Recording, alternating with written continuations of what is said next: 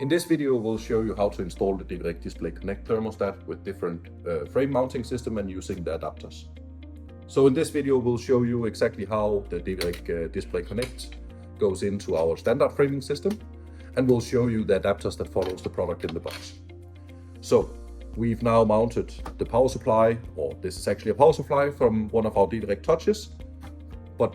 works for the DEVIreg Display Connect, works for the room, works for the basic, so it's our one power supply system. This then means that with our frame and our device mounted on top of it, it's a matter of snapping this onto it. However, if we have a customer with different framing systems, or we need to adapt our frame into a larger inner diameter, or potentially even if it's needed to a rounded inner diameter of a framing system, this can be done quite easily and quite quickly by snapping on and off the different adapter frames, and then thereby adapting to the specific customer need and a given situation. So by setting it in, pressing it firmly into place,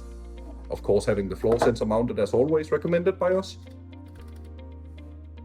we're up and running.